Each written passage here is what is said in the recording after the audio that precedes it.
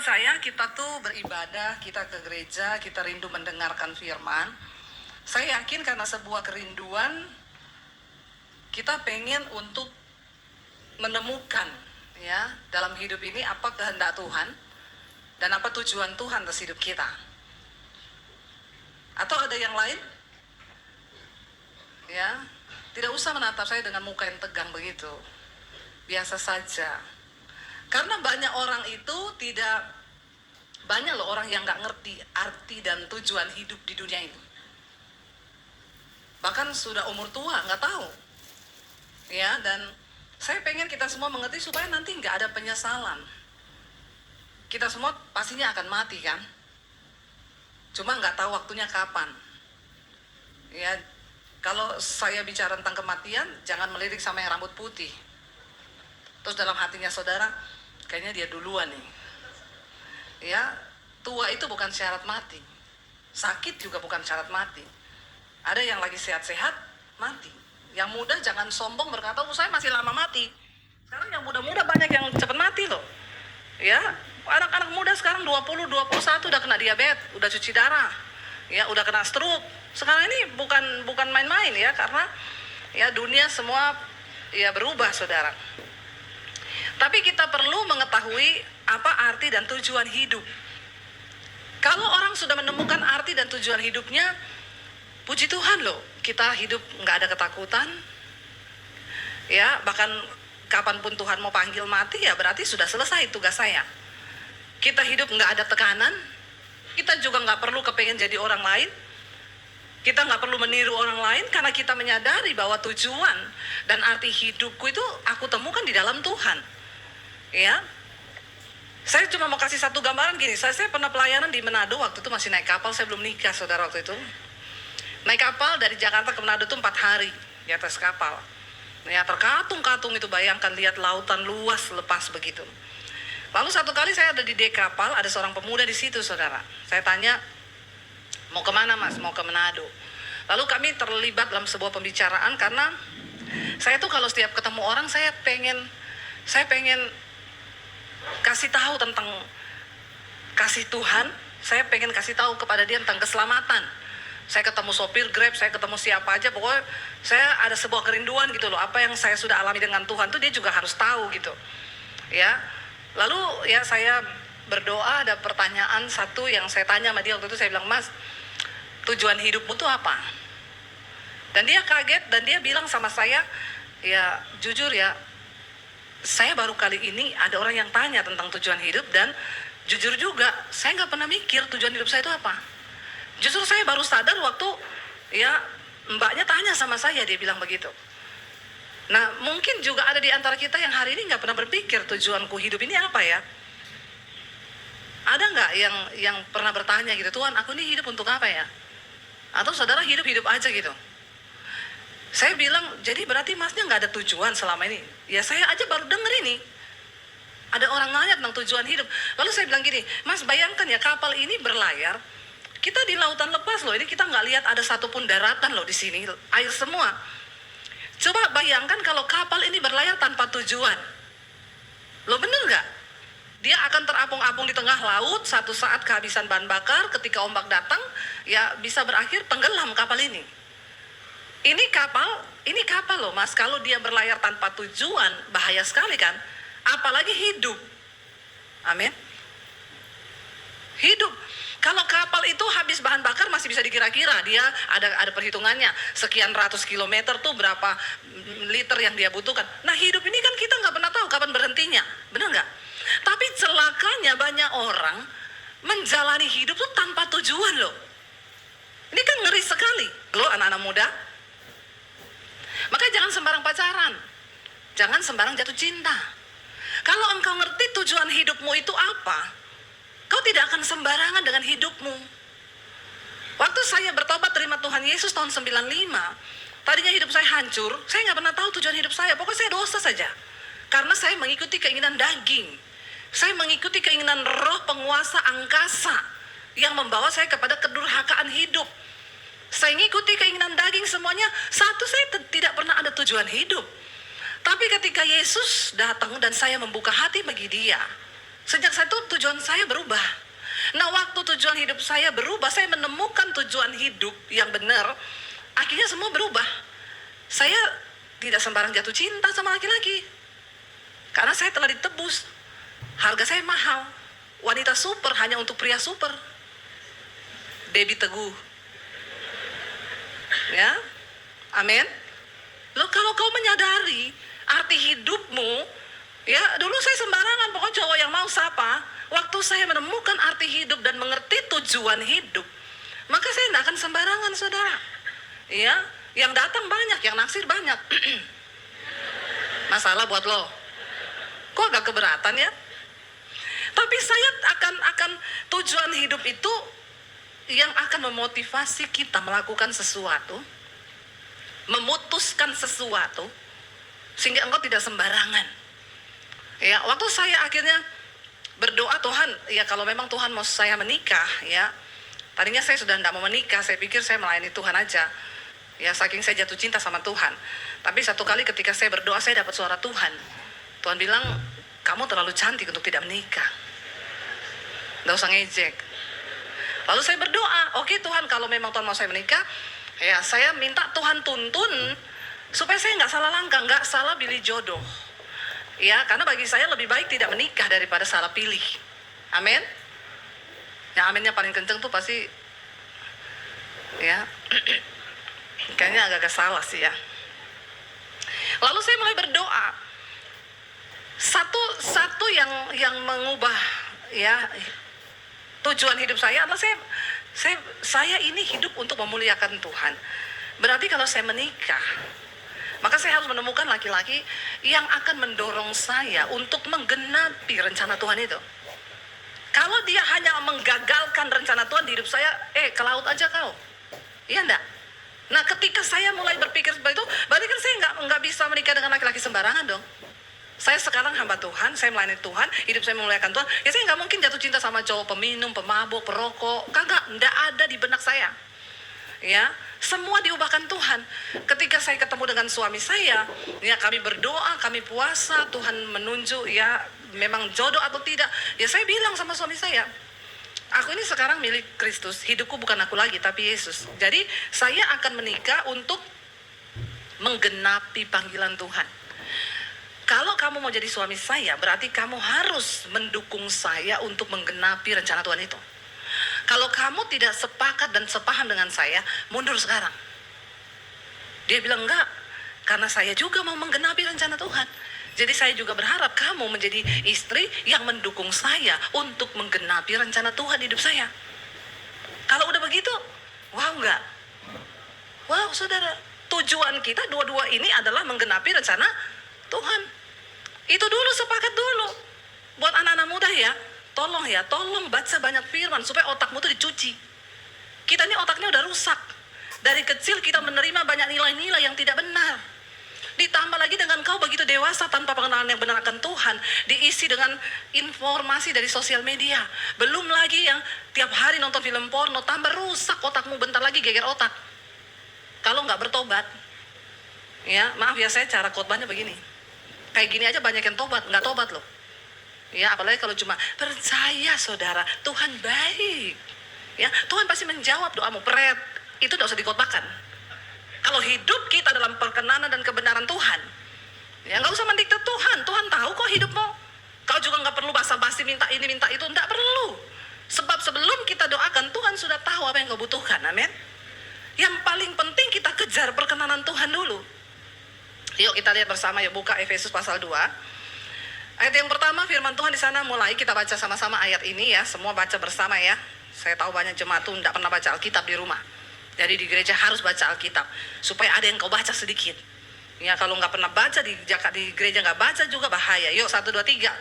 Kamu dahulu sudah mati karena pelanggaran dan dosa-dosamu. 2. Kamu hidup di dalamnya karena kamu mengikuti jalan dunia ini, karena kamu mentaati penguasa kerajaan angkasa, yaitu roh yang sekarang sedang bekerja di antara orang-orang durhaka.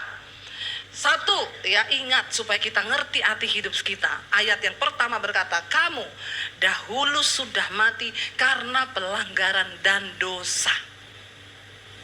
Itu dulu yang harus kita tahu, bahwa kita ini sebenarnya sudah mati, binasa.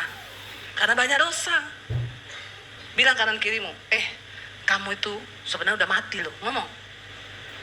Cepet, yang begini harus diomongin. Nggak usah ngomong kanan kirimu, Tuhan baik, udah tahu.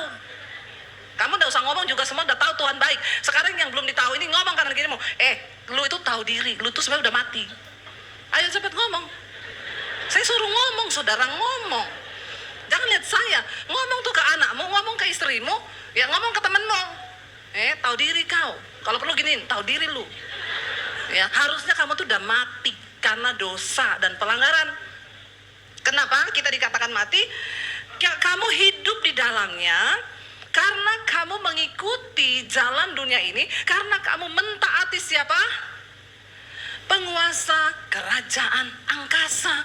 Di dalam dunia ini ada satu penguasa yang di kerajaan angkasa ini, saudara, ya, kok mirip-mirip itu ya? Apa tuh? Kerajaan apa tuh? Yang halu pemimpinnya tuh. Tapi ini enggak ya, ini Alkitab yang ngomong ya. Ada sebuah pemerintahan di angkasa ini yang namanya kerajaan angkasa, ya, dan itu adalah roh-roh jahat di udara, kata firman Tuhan. Dan ini adalah roh yang sampai sekarang dia masih bekerja di antara orang durhaka. Siapa orang durhaka? Orang durhaka itu adalah orang yang tidak tahu terima kasih, tidak tahu balas budi. Kalau anak udah dilahirkan nggak balas budi sama orang tua, itu namanya anak durhaka. Kita sudah dilahirkan dalam Kristus, ditebus harusnya mati, tapi nggak tahu terima kasih sama Tuhan, hidup dalam dosa terus, itu kita disebut orang durhaka. Yang hidupnya masih dikuasai oleh roh penguasa kerajaan angkasa, yang sampai hari ini masih bekerja nggak dia, saudara? Masih, malah semakin giat dia bekerja. Makanya sekarang kita baca berita, saya lihat berita ya, istri dimutilasi, dagingnya dijual sama tetangga. Saya lihat videonya, saudara. Dan ini bukan terjadi di LA, bukan terjadi di Afrika, ini terjadi di Indonesia. Di Bekasi apa Depok kemarin tuh? Ini di Indonesia, istrinya dimutilasi, dagingnya dijual. Dia sambil keliling ngomong, siapa yang mau beli nih dagingnya Arsi, dagingnya Arsi.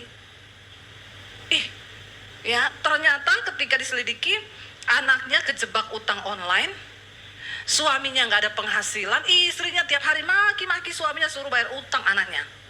Stres, hidup dikuasai oleh roh penguasa kerajaan angkasa.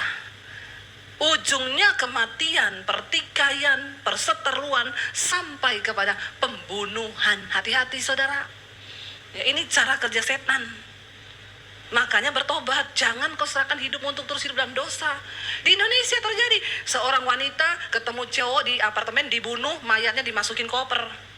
Beritanya bukan dari Afrika, bukan dari Kenya, dari Indonesia, di Jakarta. Seorang istri ditikam, ya lagi tidur ditikam di kepala, dibunuh oleh suaminya, bayinya masih 3 bulan. Ini berita bukan dari Afrika, bukan dari LA. Berita ini dari Manado, di Indonesia. Ya, ada lagi arwah yang bicara, menuntut keadilan.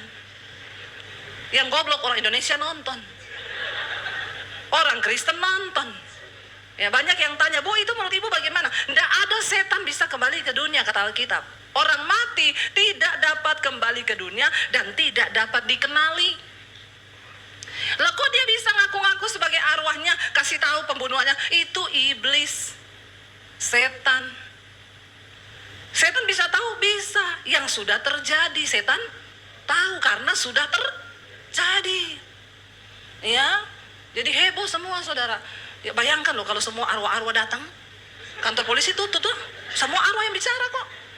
Ya, nggak perlu lagi detektif, nggak perlu intel.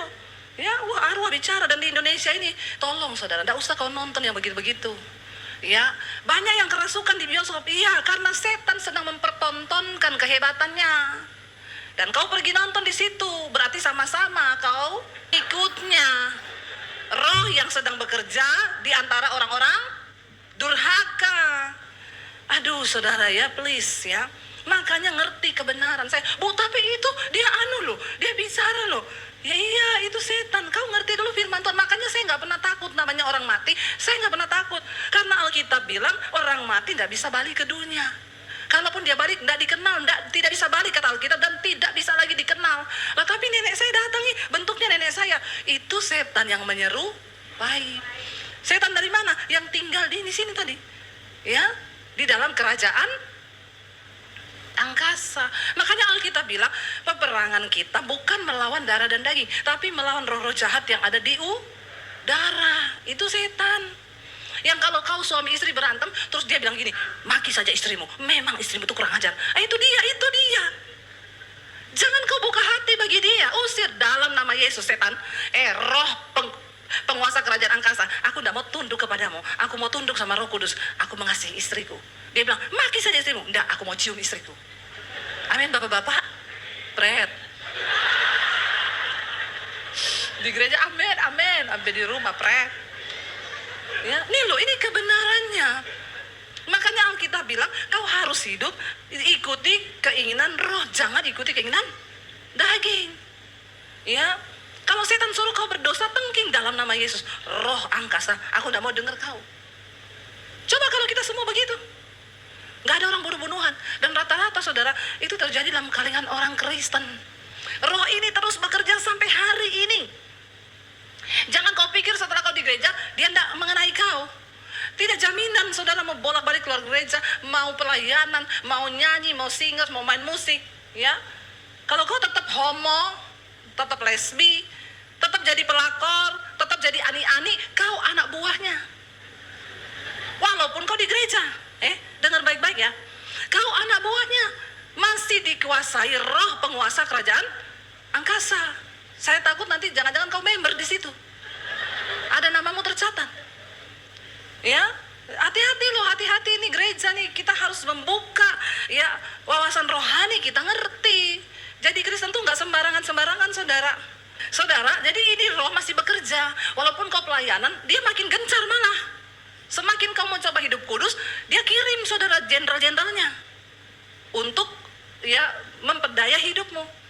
Tapi kalau kita kuat dalam Roh Kudus yang lebih besar kuasanya. Ayat 3 sebenarnya Rasul Paulus bilang ini, sebenarnya kami juga dulu terhitung di antara mereka. Saya juga dulu member di situ. Rasul Paulus juga member. Waktu dia bunuh-bunuh orang, kan Rasul Paulus ini dulu teroris. Ya, orang ikut Yesus dibunuh sama dia, saudara. Dia merasa, aku berbuat bakti kepada Tuhan karena aku bunuh orang Kristen. Ya, nah dia juga dulu member di situ. Saya juga dulu member. Waktu saya hidup mengikuti keinginan daging. Tetapi dibilang di sana, ya kapan kita member di situ? Ketika kami hidup dalam hawa nafsu daging. Ya, ini tandanya kau masih member atau tidak? Tolong buka matamu lebar-lebar dan buka telinga. Tadi ditulis mata untuk melihat, telinga untuk mendengar. Coba ya, nggak usah cari-cari kartu membernya, nggak usah. Karena kau bisa tahu dari hidupmu saja, kita member atau tidak. Ya, kapan kita dianggap member di situ? Ketika kami hidup dalam hawa nafsu daging dan menuruti kehendak daging dan pikiran kami yang jahat. Pada dasarnya kami adalah orang-orang yang harus dimurkai sama seperti mereka yang lain. Jadi kalau kita hidup mengikuti daging, hawa nafsu jahat kita, Galatia 5 bilang, apa itu keinginan daging? Kecemaran, amarah, kebencian, dendam, percabulan, persinahan, ya, perpecahan, iri hati, dengki, dan rupa-rupa kejahatan. Maka kau member masih di situ. Ya, makanya jangan sia-siakan kasih karunia Tuhan.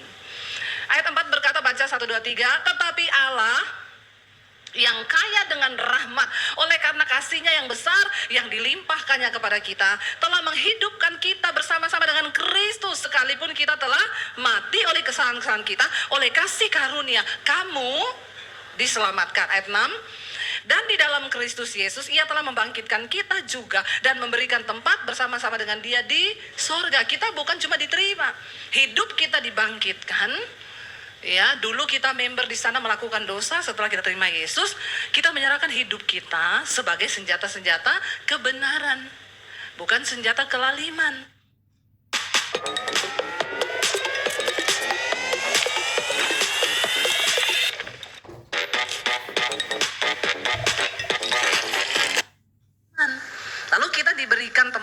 bersama-sama dengan dia di surga. Yesus itu luar biasa, ketika dia mau naik ke surga, murid-muridnya sedih. Dia bilang, kamu jangan sedih. Aku pergi kepada Bapa untuk menyediakan tempat bagimu, supaya di mana aku berada, di situ kamu berada. So sweet Tuhan kita, amin. Dia pengen sama-sama terus sama kita.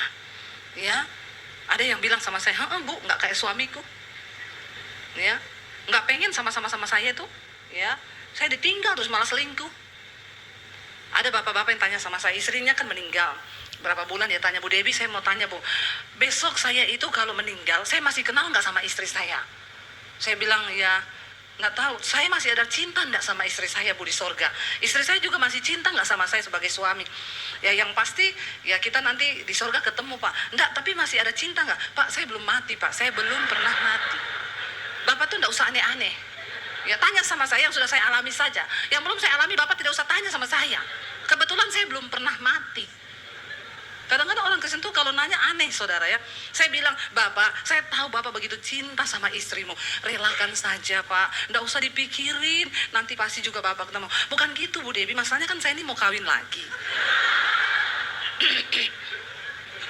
Bapak-bapak. Ya, begitulah ya.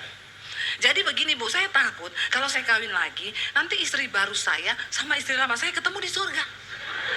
Terus istri lama saya marahin istri baru saya. Terus saya diperebutkan di surga. Dalam hati saya, kegantengan apa kau Pak? GR banget mau diperebutkan di surga. Saya bilang gini, kalau itu saya tidak tahu Pak. Ya tapi yang pasti gini Pak, Bapak juga kan udah tua, nggak usah kawin lagi lah. Ya, mending Bapak sekarang fokus hidup sama anak-anak dan memikirkan kehendak Tuhan, bagaimana hidup berkenan sama Tuhan. Saya mau nikah lagi, Bu, kawin lagi dia benar. Baru berapa bulan nikah, dia dipanggil sama istrinya. Mati Bapak ini, saudara. Benar nih cerita sungguhan. Maka bapak-bapak jangan coba-coba. Kalau istrimu cinta sekali sama kau, dia panggil juga, dia bilang sama Tuhan, Tuhan aku cinta sekali sama istriku. Saya enggak mau, saya enggak rela dia kawin lagi Tuhan. Panggil dong, panggil. Ya, Tuhan bilang baiklah kalau gitu dipanggil saudara. Ya, maka hati-hati ya saudara ya, bapak-bapak apalagi ya. Ya, jadi istrinya tuh waktu dia dikuburin nangis, saudara. Saya dengar teman saya bilang nangis, kita belum sempat berantem loh, masih bulan madu, kenapa kamu udah mati? Ya itu dia. Lalu saudara, ya itu manusia, ya suami kadang-kadang ya nggak bisa bersama-sama dengan kita, tapi Tuhan dia mau bersama-sama kita. Makanya kita jangan lagi mau jadi member di kerajaan angkasa tadi. Lalu dikatakan begini saudara, kenapa Yesus pergi? Dia ampuni kita, dia mati bagi kita, dia bangkit bagi kita, dia naik ke surga bagi kita. Ya, dia memberikan tempat bagi kita di surga. Supaya apa? Ayat 7 berkata, supaya pada masa yang akan datang ia menunjukkan kepada kita kekayaan kasih karunia-Nya yang berlimpah-limpah sesuai dengan kebaikannya terhadap kita di dalam Kristus. Ayat 8. Sebab karena kasih karunia kamu diselamatkan oleh iman, itu bukan hasil usahamu, tetapi pemberian Allah. Itu bukan hasil pekerjaanmu. Jangan ada orang yang memegahkan diri. Banyak yang salah artikan ayat ini. Jangan main comot ayat. Baca satu perikop. Banyak yang orang hyper grace ya, yang bilang kita ini sudah diampuni dosa kita sekarang. Bahkan pengampunan itu tersedia sampai dosa kita yang akan datang.